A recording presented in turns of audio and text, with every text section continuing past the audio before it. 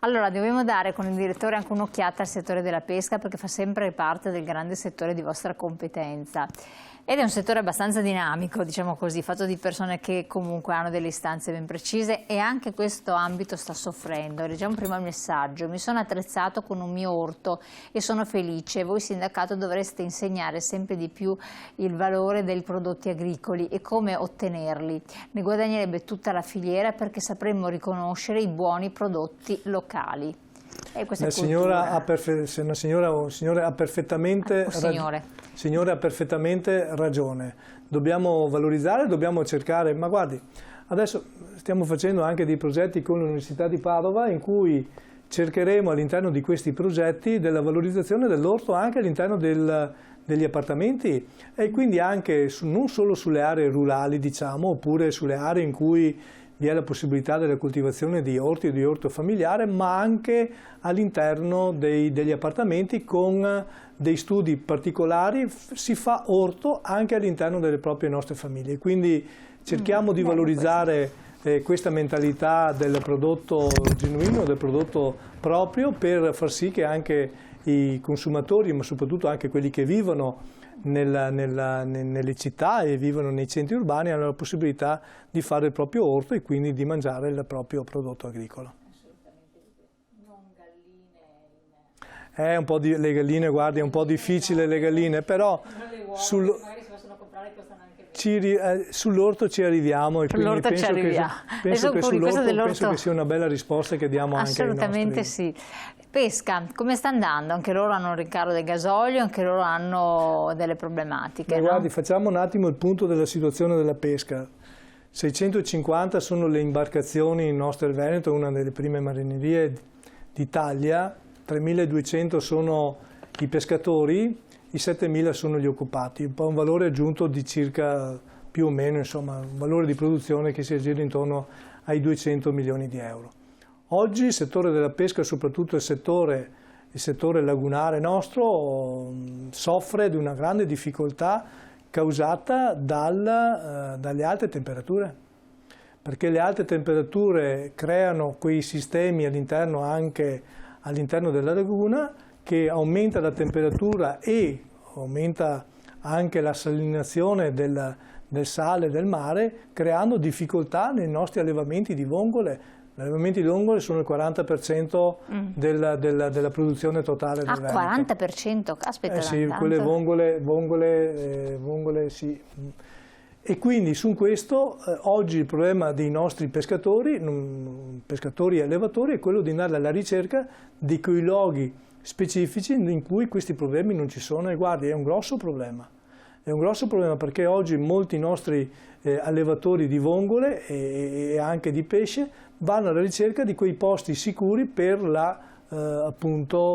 allevamento di questo. È una situazione di grande difficoltà, e poi se noi aggiungiamo a questa difficoltà climatica delle vongole, ma la difficoltà anche energetica, 650 certo, sì. che navi che devono pescare consumano tanto, il costo è diventato elevatissimo, la riduzione che si è avuto anche per quanto riguarda i giorni pescati, allora abbiamo fatto un ben contorno del settore della pesca del Veneto, che è un settore vivace, importantissimo, perché nel Veneto è un settore importantissimo, però che riveste una difficoltà incredibile all'interno dei nostri pescatori e all'interno dei nostri allevatori. Ma c'è stata una diminuzione della domanda? Prima di questo vediamo un attimo qua. È vero che ritorna l'obbligo del set aside anche se c'è ancora crisi dei cereali? Che cos'è? Allora, il nostro telespettatore o telespettatrice ha fatto una domanda tecnica. Il set aside ho sbagliato a leggere. Il set aside è una norma a livello comunitario che introdotta nella vecchia PAC 2014-2020, adesso fino al 2022, che obbligava le aziende agricole a una percentuale di riposo nel momento in cui superavi un determinato quantitativo di seminativo, superavi comunque i 10 ettari, ti obbligava a mettere una percentuale a riposo. Oggi questa regola non c'è, perché è stata superata con una norma comunitaria, sia nel 2022 e anche viene stata confermata nel 2023. Quindi per i prossimi 2 anni i set aside per i cereali non ce ne sono e quindi le nostre aziende hanno la possibilità di coltivare il 100% del loro terreno a cereali o a colture che loro ritengono più opportune. Questo quindi è un aspetto positivo, cioè vi è stato salutato positivamente, sì, o c'è anche qui un No, guardi, è un aspetto positivissimo perché comunque, voglio dire, non si può pensare di tenere terreno a riposo e quindi senza produzione quando noi oggi, come dicevo prima, importiamo prodotti all'estero con importi altissimi. Quindi noi oggi abbiamo la possibilità e abbiamo la necessità di produrre su tutto i terreni a nostra disposizione. Questo assolutamente. Non chiedevo, è vero che è diminuita la domanda di pescato? Sì, guardi, è diminuita in parte la domanda del pescato, ma è diminuita in parte poi il carrello della spesa, perché poi anche in questo caso il pesce è un prodotto buonissimo, poi quello del Veneto ancora di più, perché capiamo anche in questo caso si devono sempre guardare le etichette per valorizzare i nostri prodotti del Veneto, però vede, quando si va al supermercato a comprare il pesce o quando si va nelle pescherie a comprarlo, magari oggi con la situazione economica e con l'inflazione che noi abbiamo, il pesce è anche uno dei prodotti che viene meno acquistato e quindi c'è sicuramente una flessione su questo che dobbiamo sicuramente tener conto per dare la possibilità alle nostre aziende e soprattutto ai nostri pescatori di valorizzare i loro prodotti. Quindi c'è una compensazione, insomma, in qualche modo. Il florovivaismo produce bellezza e non reddito. In questa società dove i costi sono cresciuti tantissimo, l'effimero è ovviamente superfluo e tutto questo settore muore e con esso il bello. Purtroppo ha ragione, noi continuiamo a fare moltissime iniziative, fiere, mercati ed altro per la valorizzazione del nostro florovivaismo e per la valorizzazione delle nostre imprese. Ricordo sempre che nel Veneto è un settore importantissimo e cercheremo in tutti i modi di tenerlo sotto controllo, monitorato, ma soprattutto cercheremo di valorizzarlo.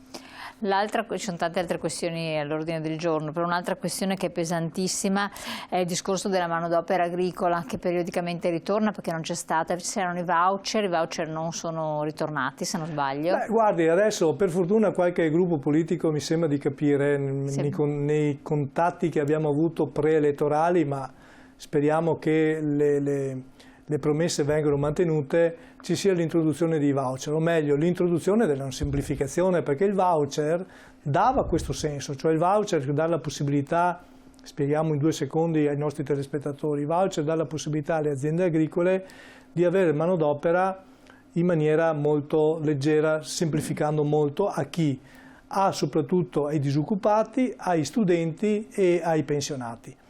Con cosa? Con dei buoni che si potevano andare a acquistare anche al tabacchino, sì, anche in posta e quindi una semplificazione burocratica in questa maniera dava la possibilità alle nostre aziende da una parte di essere in regola con la manodopera, ma dall'altra la semplificazione burocratica che è l'altro aspetto importantissimo che si deve assolutamente eliminare. E quando si parla di semplificazione burocratica, guardi, la semplificazione deve partire da terra, cioè deve partire dalle aziende, perché molto spesso si parla di semplificazione, si fa probabilmente la semplificazione, ma dall'alto, cioè la semplificazione magari all'INPS, magari all'INAIL nella presentazione delle pratiche, però voglio dire all'azienda non cambia assolutamente nulla perché quelle pratiche le devi comunque presentare, certo non devi presentare con determinati canali diciamo cartacei, li presenterai con canali informatizzati, però sempre un carico burocratico per le nostre aziende agricole. Quindi